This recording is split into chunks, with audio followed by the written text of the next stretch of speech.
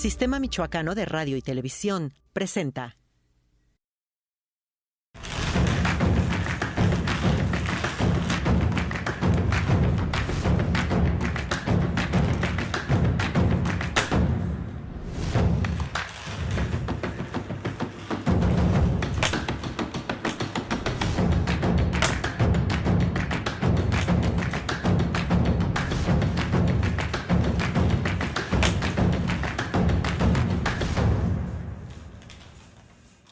Hola, ¿qué tal? Hoy tendremos a Daniela de los Santos, diputada local del PRI, en una interesante entrevista sobre dos temas. El primero es el caso de los pequeños, de los adolescentes y jóvenes, la situación en el Estado, y la otra de carácter político, que es su relación con Fausto Vallejo desde el punto de vista político, porque hay que ver que la inició y luego quebraron.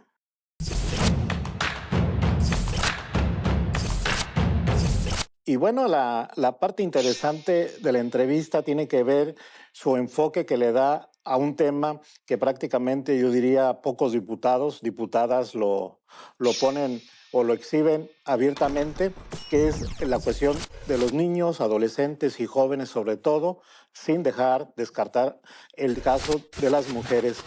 Daniela. ¿Qué tal, Samuel? Qué gusto saludarte aquí en Mula de 6. Un gusto estar en su programa y, por supuesto, platicar de este tema tan importante que son nuestras niñas, niños y adolescentes. Fíjate, Daniela, que en el tema son mayoría mujeres las diputadas en el Congreso. Sin embargo, no vemos que ahí se hayan compactado como mujeres para sacar iniciativas de manera conjunta. Al inicio de la legislatura lo intentaron esa unión, esa unidad de mujeres, pero no la hemos visto, o en ciertos temas lo han dado. Quizás es complicado salir las 25 a marcar agenda porque somos 8 partidos distintos, las 5, pero sí hemos sido solidarias en temas importantes, como es el caso de lo que te comentaba, la presentación de la iniciativa de la Comisión de Protección a la Niñez y a la Adolescencia. Es una comisión de dictamen que no existía en Michoacán, que lo que va a provocar es marcar la agenda en temas de niñas y niños, que realmente los ojos de las y los michoacanos volteen a ver esta agenda importante para el Estado. Y fue una iniciativa que se aprobó de manera muy pronta, que todas las diputadas estuvieron de acuerdo y que hoy en día ya está trabajando temas muy importantes para nuestras niñas y niños. Posterior a eso presenté una iniciativa que tiene que ver con que las actas de nacimiento se entreguen de manera gratuita en los centros hospitalarios y en los centros de salud, para que los niños no pierdan esta identidad. Hoy en día el código te marca que son 60 días para registrar un niño, pero en esos 60 días el niño se vuelve invisible y puede ser sujeto a muchas violaciones, trata de menores, y por eso la importancia de esta iniciativa que está por aprobarse en el Congreso. ¿Y qué otro tipo? Esta comisión me parece importante porque se enfoca ya a un sector determinado, ¿no? Niños, adolescentes, jóvenes. Pero, ¿qué otras iniciativas tienen? Ya nos dices una. ¿Qué otras están trabajando? Hay una que para mí es la más importante y que, de hecho, por eso creamos esta comisión. Sabemos que los índices de violencia en nuestro estado son alarmantes. Por darte un ejemplo, en temas de violación y abuso sexual, nada más en estos dos delitos, en este año van más de 500 casos, más de 500 denuncias en Michoacán. Y eso es lo que sí se denuncia. Se dice que por cada denuncia hay 9 casos que no se denuncian. Entonces, el tema es alarmante. Y una de las iniciativas que desde que creé la comisión es fortalecer a la Procuraduría del Menor, pero después fuimos más allá. Nos invitó UNICEF a Durango a conocer el Centro de Justicia para Niñas, Niños y Adolescentes, que es el único en el país, y venimos con esta iniciativa a presentársela a la presidenta del DIF, a la señora Grisel Tello, y la verdad es que luego dijo, sí, vamos a hacerlo en Michoacán, es algo muy importante. El DIF no puede solo con la Procuraduría del Menor, necesitamos este esfuerzo conjunto, que es este centro de justicia, que en un mismo espacio va a estar la Procuraduría del Menor, va a haber participación de la Fiscalía con ministerios públicos y va a estar participación del tribunal a través de un juzgado de lo familiar y penal. Entonces, un niño que es violentado, un niño que es abusado, cualquier derecho que no se garantice de nuestras niñas y niños, ahí llegarán las personas a denunciar y ya no los van a traer a las vueltas, sino que ahí mismo se va a resolver su caso. Entonces, la verdad estoy muy contenta porque el gobierno del estado ha decidido apoyar decididamente este proyecto, este centro de justicia. Nosotros lo que vamos a hacer es el marco normativo, que ya está por salir en esto. Yo creo que en febrero, iniciando el periodo legislativo, y el Estado desde luego se encargará de la construcción del centro y de echarlo a andar. Pero a ver, ¿sería un centro o sería centros tanto en Morelia como los demás municipios a través del DIF? ¿O cómo? Lo ideal es que se vayan haciendo efectivamente centros en las ciudades más importantes y que se vaya expandiendo este proyecto. En Durango así comenzó en la capital y ahorita ya tienen 3, me parece más pequeños en las distintas ciudades. Entonces la idea es que comience en Morelia, que después se pueda hacer quizás uno en Uruapan, Lázaro Cárdenas, Zitácuaro, es decir, que sea un tema regional, porque hoy en día, decirte, Samuel, desafortunadamente la Procuraduría del Menor es un procurador del Estado y 5 subprocuradores en todo el estado. Ellos son los que atienden cuando alguien denuncia maltrato hacia una niña o un niño. ¿Cuál es lo ideal? ¿Qué marca UNICEF? Que Michoacán debería de tener al menos 23 subprocuradores y tenemos 5. Entonces, por eso es bien importante destinarle mayores recursos a la Procuración de Justicia de las niñas y niños y que realmente estos centros de justicia sirvan para que las personas sepan dónde denunciar, dónde estar, pues poner las denuncias de casos que se enteren de maltrato de niñas y niños. Vamos a un corte y regresando nos platicas, más bien me gustaría que hicieras un diagnóstico del caso de los niños, adolescentes, jóvenes. ¿Cómo está un diagnóstico en el caso de Michoacán? Regresamos. Claro.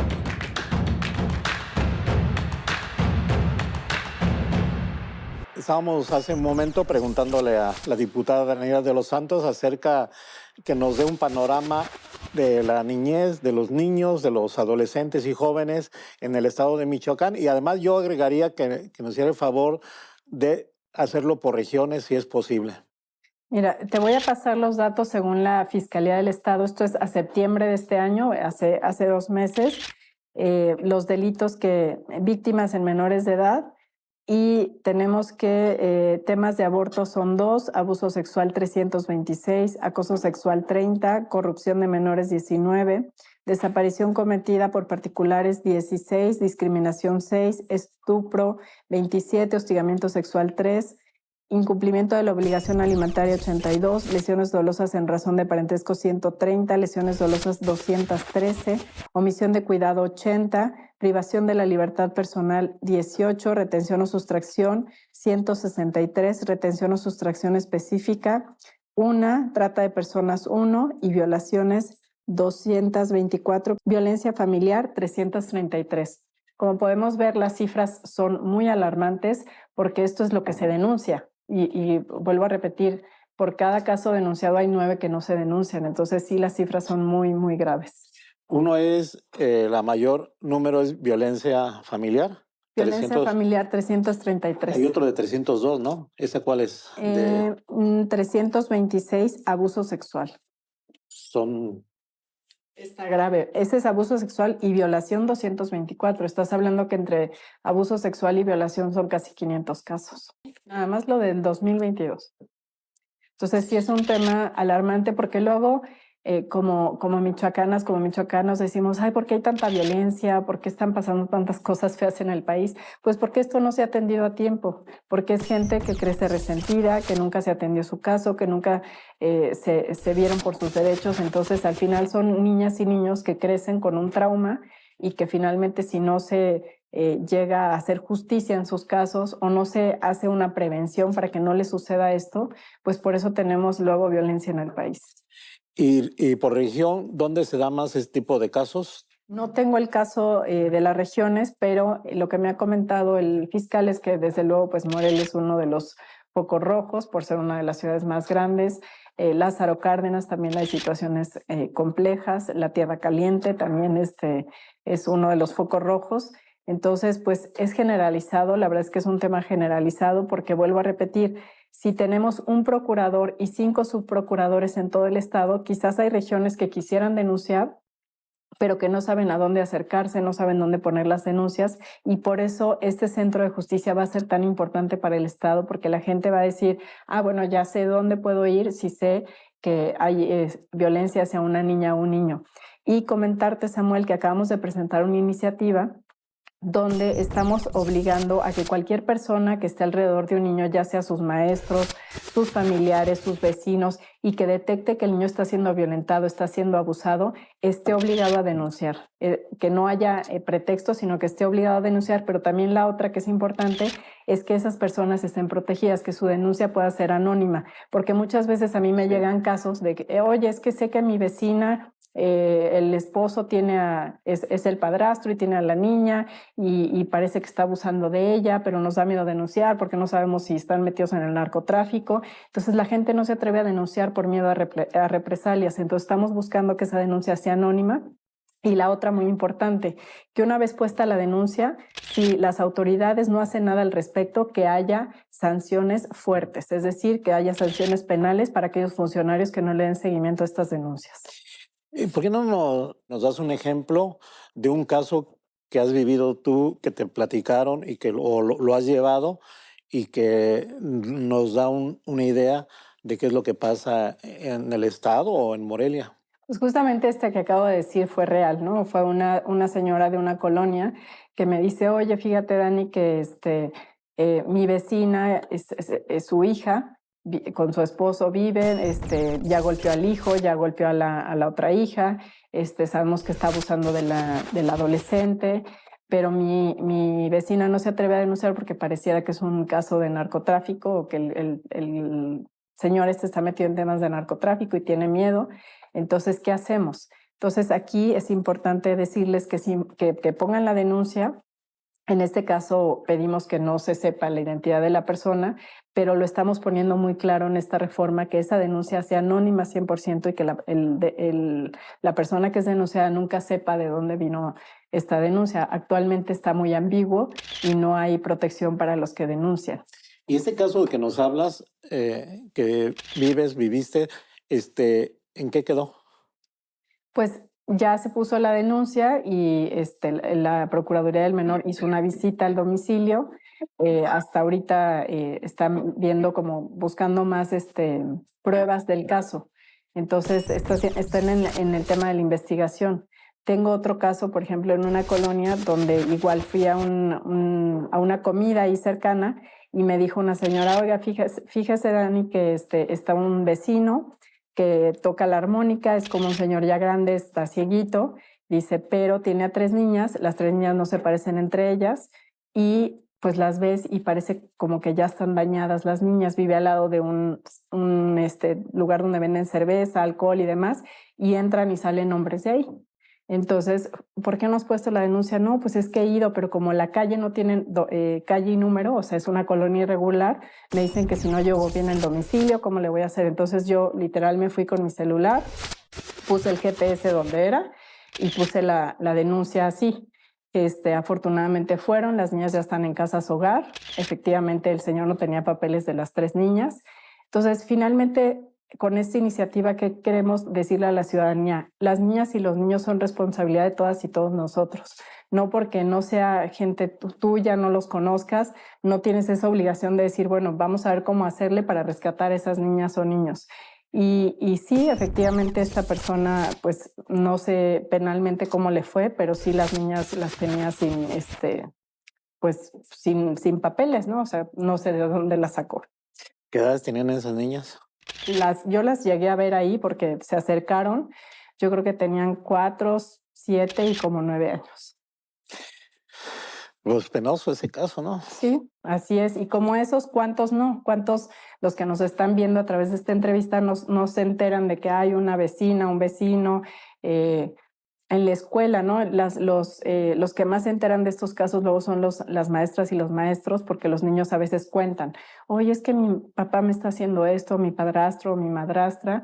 Y los mismos papás a veces, los mismos maestros muchas veces se atreven a poner la denuncia, pero acabo de ir a una escuela donde me dice la maestra, es que pusieron la denuncia y el papá vino a amenazar a la maestra que le iba a hacer no sé cuántas cosas y demás. Entonces, por eso estamos buscando que la denuncia pueda ser anónima y que la persona nunca se entere de dónde vino esta denuncia y las autoridades actúen.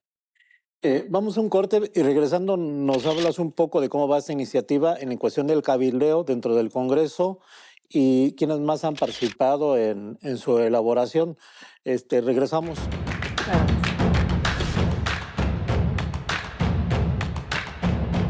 Diputada, nos quedamos en que si nos puede desglosar un poco la iniciativa, quién la está redactando, si ya está redactada, quiénes que participan y sobre todo el cabildeo, porque es importante, ¿no?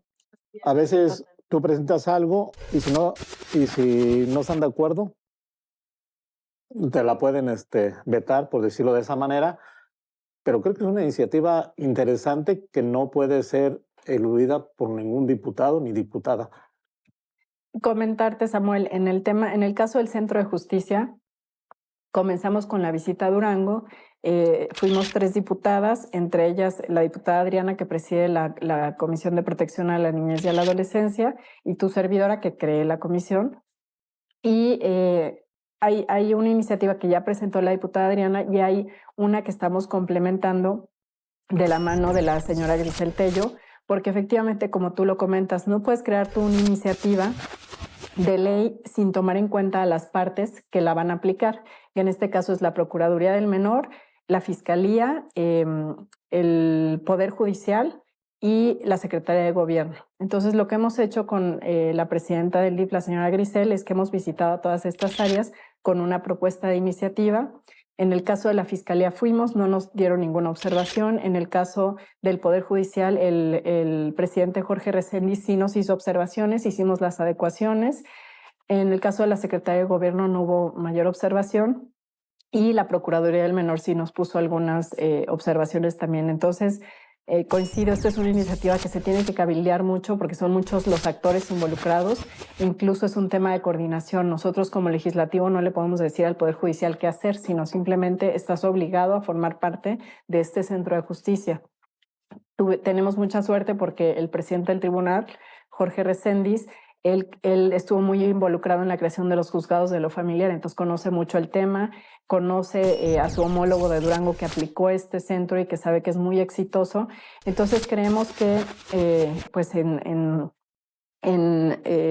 equipo con ellos y ahora con el apoyo de todas las y los diputados, creemos que puede salir una iniciativa muy fuerte, muy reforzada y que sobre todo en la práctica sea útil, ¿no? O sea, que sea fácil de aplicar, que ayude a la coordinación de estas áreas.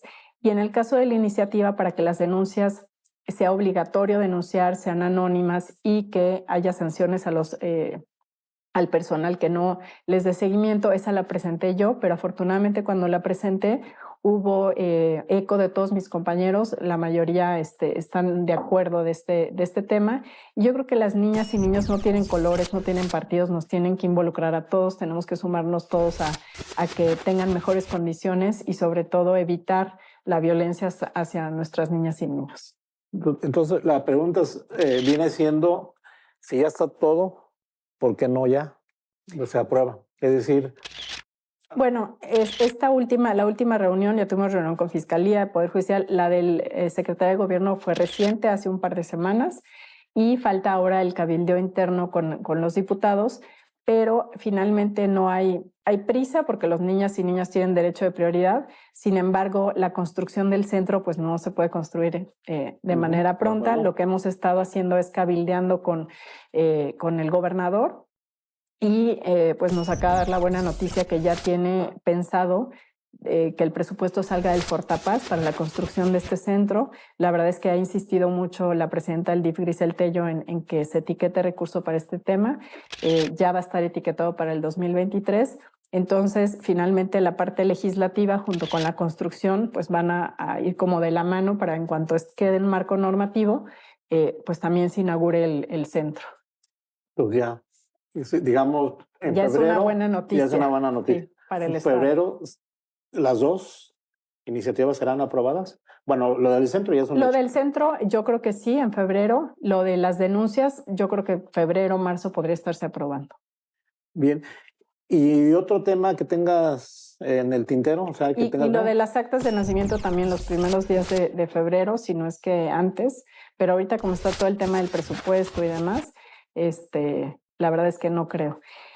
Comentarte también, Samuel, que a través del comité de comunicación que presido, hemos hecho estos foros, el Congreso Te Escucha, nunca antes se habían hecho, para que los ciudadanos presenten iniciativas de ley o de reforma. Van 5 foros, van más de 30 iniciativas, ya aproximadamente 16 turnadas a comisiones, y hay una que tiene que ver, bueno, yo porque soy apasionada de los temas de niñas y niños, hay una que presentó una chica que se llama Verónica para que el delito de abuso sexual no prescriba cuando pase el tiempo, porque muchas veces cuando los niños son abusados, cuando son pequeños, primero no saben ni lo que les está pasando, luego es bien difícil que lo cuenten a sus familiares, que se enteren los familiares, pero ya que les cae el 20 de lo que sufrieron, de lo que vivieron, pues casi siempre ya son adolescentes o ya son adultos y resulta que su delito ya prescribió, ya no pueden hacer nada contra quien abusó de ellos. Entonces, esta chica presentó esta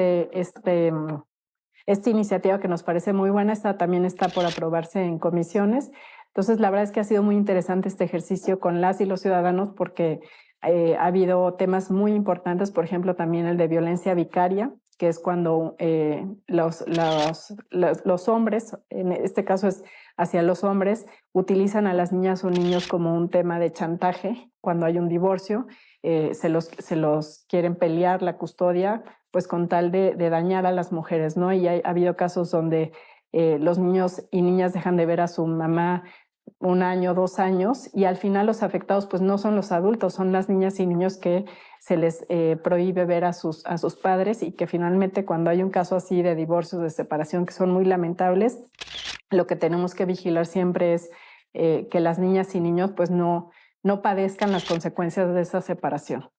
Hace rato me acordás cuando lo de abuso sexual, que dices, hubo una marcha el año pasado no recuerdo, de feministas jóvenes y una enarboló precisamente, denunció públicamente que había sido abusada sexualmente cuando era niña. Pues es ella la que presentó la iniciativa. Es ella, Verónica, así es. Sí, entonces está muy contenta porque dice que bueno que no solo pues marché y hubo eco, sino que además ella va a ser quien reforme justamente este tema para que no quede impune muchos casos que se han dado posteriormente, ¿no? Sí, porque aquí también es lamentable porque la mamá guardó silencio también, o sea, por miedo, por lo que sea, y ya cuando creció joven, se atrevió ella a enarbolar esa denuncia. Así es. Y qué bueno que le está dando ya trámite a esa iniciativa. Así es. Sí. ¿Y cómo va ahí? Ya está en la Comisión de Justicia, ya todos están de acuerdo, incluso creo que ya se firmó el dictamen, pero vuelvo a repetir, se vino el tema del presupuesto, leyes de ingresos y yo creo que los primeros días de febrero será de las primeras iniciativas ciudadanas que se aprueben. En marzo estaremos ya con varias novedades, ¿no? Sí, de el hecho. Centro de Justicia, la iniciativa donde cualquier gente que esté obligado a denunciar. Y esta iniciativa, ¿esta cómo se llama? Pues no tiene un nombre como tal, simplemente que no prescriba el delito de abuso sexual. O sea, porque normalmente prescribe a los 10 años, esta sería que no prescribiera nunca, y entiendo yo que es retroactivo, o sea, es de estos delitos que aplican al pasado, porque normalmente las leyes, una vez que se aprueban, no son retroactivas. Este caso sí, porque se trata de niñas y niños. Aunque ahí lo complicado, lo difícil es cómo se prueba pasando tanto tiempo, ¿no? Sí, por lo general los casos de abuso sexual son muy complicados porque es muy difícil de probar.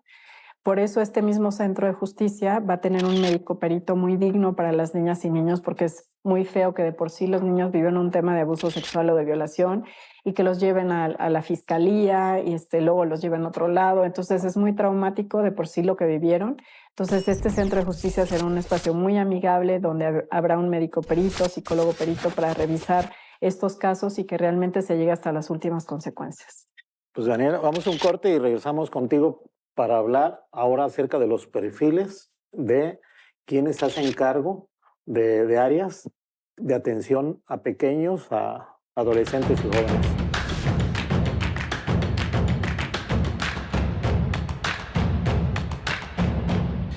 Diputada, hay un asunto que me llama mucho la atención. Todo lo que están haciendo ustedes como legisladores y como ejecutivo, eh, pues no tendría mucho sentido si no se hace una cultura eh, a través de la escuela, educando, enseñando, educando. Este tipo de cosas creo que vienen ya de atrás, es una cuestión cultural, el abuso y todo lo demás, que mucha gente hasta lo ve normal en su casa, etcétera, ¿no? ¿Cómo incidir en las escuelas? ¿Cómo emparejar eso que tú le estás legislando para que se lleve a cabo en las escuelas, que los maestros estén conscientes?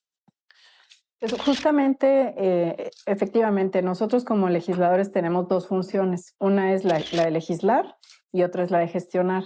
Pero creo yo que no nos debemos de quedar ahí, tenemos que incidir de alguna manera y ver cómo generamos acciones que quizás luego se puedan convertir en políticas públicas. Por eso generé un programa junto con mi equipo que se llama Conectando. ¿Qué hacemos todos los lunes, martes y viernes? Vamos a visitar una escuela pública. Primero tenemos una plática con los padres de familia, donde les hablamos de dos temas principales que son amor y límites en la vida de sus hijos, que finalmente son valores universales y que creemos que finalmente si no existe en la vida de los niños esta parte de que sientan ese cariño, ese amor de sus padres y por otro lado les pongan límites, les digan que está bien y que está mal, los corrijan, pues entonces por eso tenemos luego consecuencias muy graves. Entonces, con este programa hemos visitado más de 50 escuelas, le hemos dado la plática a más de 4,000 padres de familia y después de la plática lo que hacen es que van por sus niños al salón y conviven con ellos, porque parte de la plática es decirles la importancia de pasar tiempo de calidad con sus hijos. Sabemos que hoy en día casi siempre mamá y papá trabajan, ¿no? Andamos en una vida muy ajetreada, pero les recordamos la importancia, aunque sea un rato en el día, pero pasar tiempo de calidad con los hijos, de platicar con ellos, de escucharlos, de que se sientan queridos, de que se sientan aceptados, de que los corrijan, de que sepan que no pueden hacer lo que quieren. Porque curiosamente, hace poco me invitaron a un centro de rehabilitación de adictos, donde estaban aproximadamente 60 adictos, desde jóvenes de 13, 14 años hasta señores ya grandes. Y dije, ¿de qué les voy a hablar, no? Entonces dije, bueno, les voy a dar la plática que doy en las escuelas para que me orienten. Entonces les dije, oigan, fíjense que estoy yendo a las escuelas con esta plática y necesito que me digan cómo la ven. Bueno, en las escuelas me aviento la plática en 15, 20 minutos. Ahí me aventé 1 hora y media porque de verdad me decían, es que a mí nunca me abrazó mi mamá o a mí me dejaba hacer lo que yo quisiera. O sea, justamente lo que yo les doy de plática en las escuelas me decían, sí, sí es cierto, porque a mí mi mamá nunca me decía que me quería. Y a mí nunca me regañó de nada. O sea, los extremos, o demasiado amor o sin límites. Entonces, por eso la importancia de tratar de llevar estos temas a las escuelas. Hay un programa que tienen las escuelas que se llama USAID o USAED, ya no recuerdo bien, donde llevan psicólogos a las escuelas, pero no todas las escuelas públicas lo tienen. Es lo que queremos también empujar, que realmente este programa llegue a todas las escuelas. Entiendo que es un tema de presupuesto, esa sí es ya una política pública y que realmente este programa pudiera, o sea, que cada escuela tuviera un psicólogo y una persona que los acompañe en temas emocionales. Pero a veces, por ejemplo, ahorita que hablas de los padres de familia, madres, padres, a veces no tienen ni conciencia ni los conocimientos necesarios para poderlos aterrizar en una buena educación a los hijos. Igualmente hay mucho maestro que no tienen nivel ni el perfil de estar ahí, pero están y tampoco tienen eso. Entonces, como que hay falta también incidir, ¿no?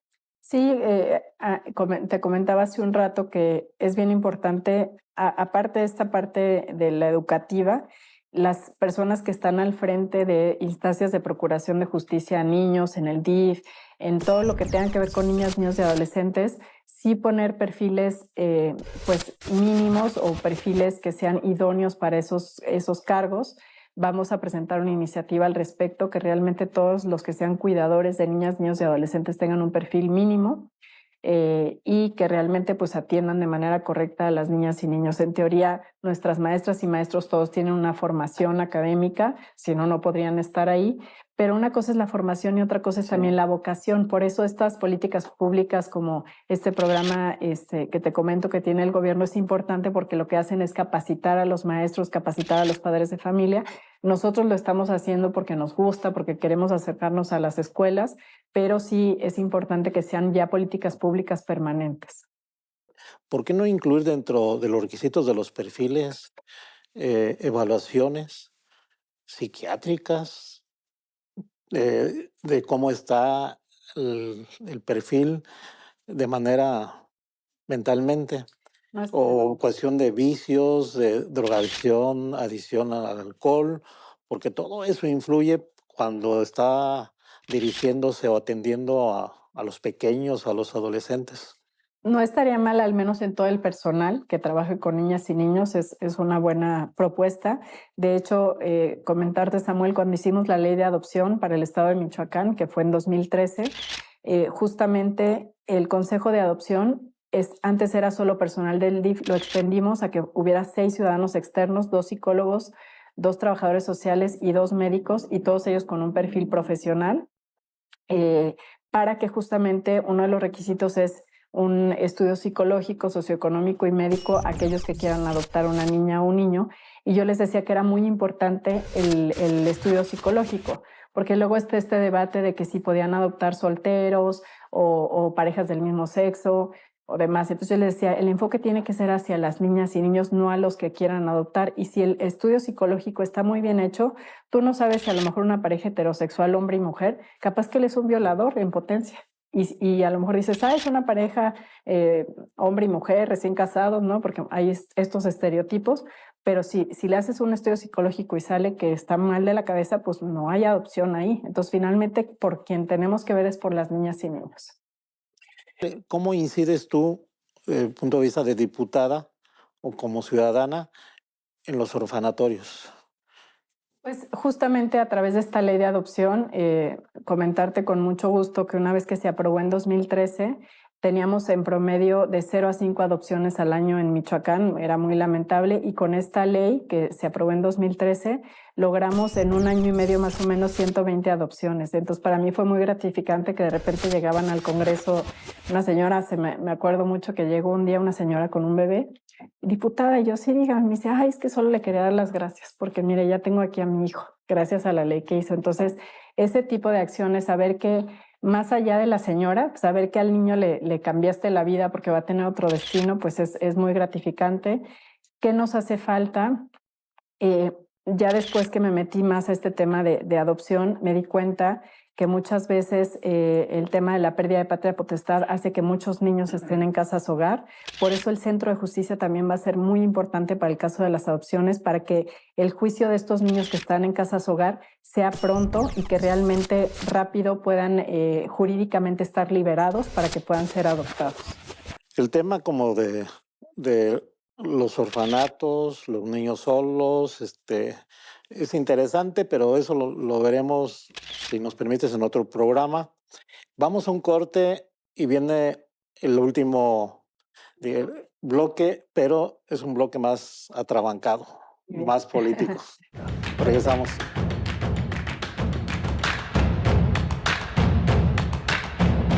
Y bien, entramos a la fase final, a bloque final, y este es exclusivamente de política. Digamos, ya me lo habías advertido y te lo... ya lo sospechaba. Daniela tiene como carrera profesional administradora de empresas. Ha sido como líder de hombres de negocios, hombres, mujeres. Bueno, aquí nomás hay hombres de negocios, dice, ¿no? Pues ya le cambiaron el nombre, porque sí era el Club de Toby, pero sí fui la directora del Consejo Michoacano de Negocios. Sí. Y bueno, también ha sido síndica y ya esta es tu segunda vez de diputada, ¿no? Sí, bueno, tercera. Esta es la segunda local y una federal. Y una federal, sí.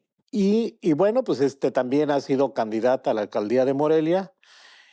Y queremos saber así tus aspiraciones de carácter política, porque se establece que vas a tratar otra vez de buscar la alcaldía, pero también se habla de la posibilidad de la senaduría o también a la federal. Entonces, como que tú vas a ir en la política, me imagino. Pues finalmente creo que siempre he dicho que la mejor carta de presentación de una persona es su trabajo. Y si he logrado a lo mejor una trayectoria en la política es porque siempre que estoy en un cargo me enfoco a hacer las cosas bien ahí, a sacar resultados, a que la gente vea que pues si nos eligió es porque va a haber algo detrás, porque hay respuesta.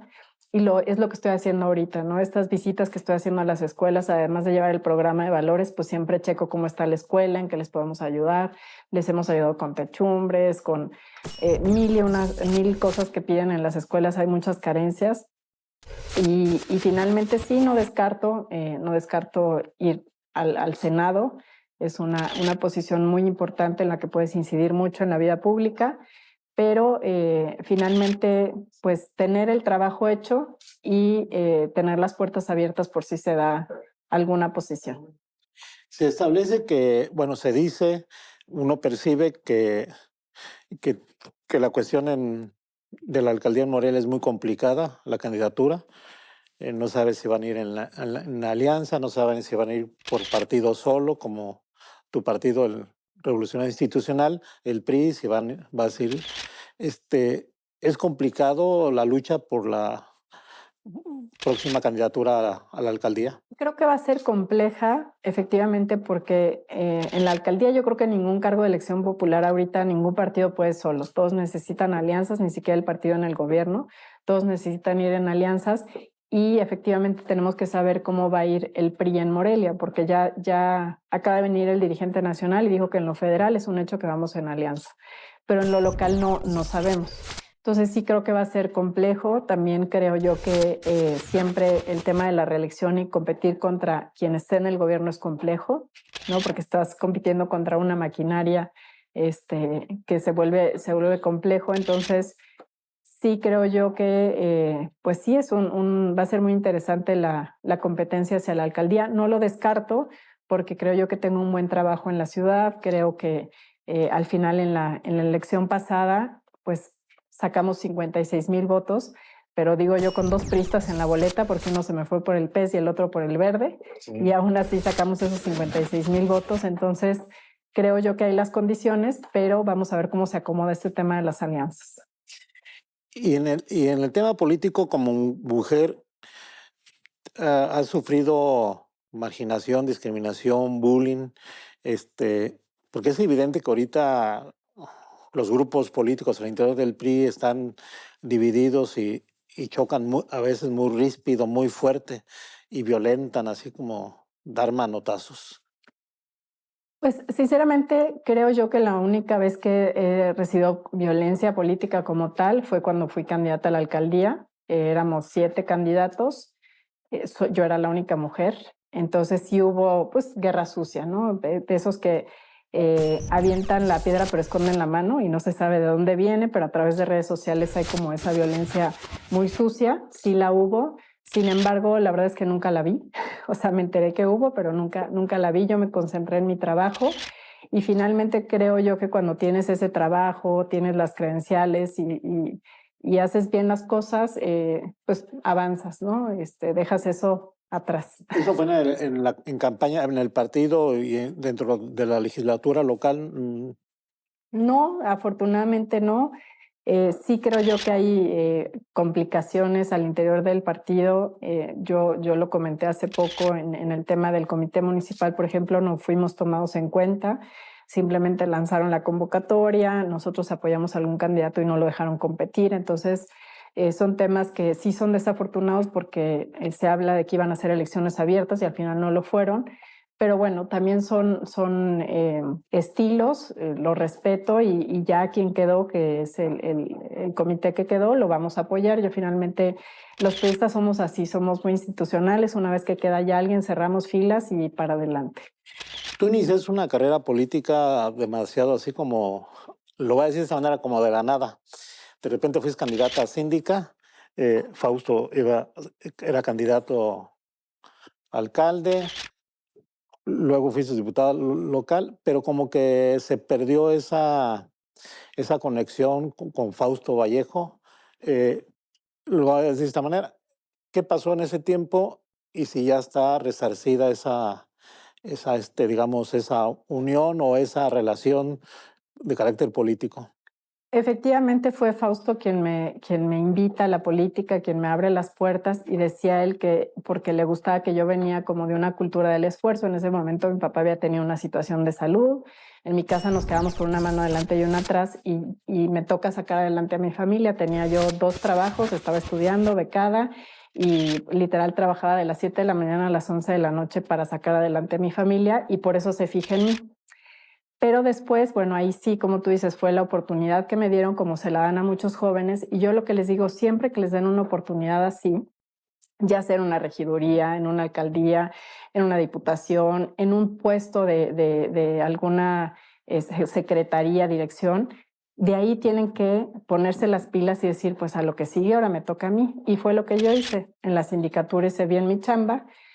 Tan es así que cuando mandan encuestar en el distrito 17, que era el más complicado para el PRI, me lanzan y logro ganar esa elección que era bastante complicada. Después, efectivamente, hubo diferencias, no de mi parte, pero sí, la verdad es que creo que tuvo que ver con la dirigencia del partido. Se nombró en ese entonces al diputado Marco Polo como dirigente del PRI, tuvieron diferencias ahí con el licenciado Fausto, yo me quedé un poco como en medio, pero yo creo que eso ya quedó atrás. Hoy en día entiendo yo que hay buena amistad con el licenciado Fausto, tanto mía como del diputado Marco Polo. Entonces creo que son cosas que ya quedaron en el pasado, al menos de mi parte. Entiendo que del licenciado Fausto también. Yo siempre he estado muy agradecida con él, le deseo lo mejor y hasta ahí. En esta, yo diría, corta carrera, pues, o mediana todavía no, creo que te falta, pero y es una corta carrera y has logrado, pues, sindicatura, 2 diputaciones locales y una federal, y bueno, comisiones interesantes que has tenido dentro de las legislaturas locales. ¿De qué te arrepientes ahorita en esta corta carrera política y qué es lo que más te da entusiasmo? ¿De qué me arrepiento? Híjole, yo creo que en mi carrera política creo que de nada. O sea, al final, cuando competí a la alcaldía yo sabía que estaba complicado. El PRI iba solo, vuelvo a repetir, se fueron algunos priistas por otros partidos. No era sencillo, pero pues mi equipo y el ánimo era, sí, vamos para adelante. Creo yo que fue la mejor campaña, pero pues a veces esto es circunstancial y las cosas no se dieron. ¿Y qué es lo que más me entusiasma? Pues lo que les contaba hace un rato, cuando logras una iniciativa, algún trabajo que impacta en la vida de una persona y que llegan y te dicen, mire, gracias a usted tengo aquí a mi bebé, o gracias a usted ya tenemos techo en esta escuela, o la iniciativa que presentó me permite tener una mejor calidad de vida. Para mí eso es lo que más me entusiasma.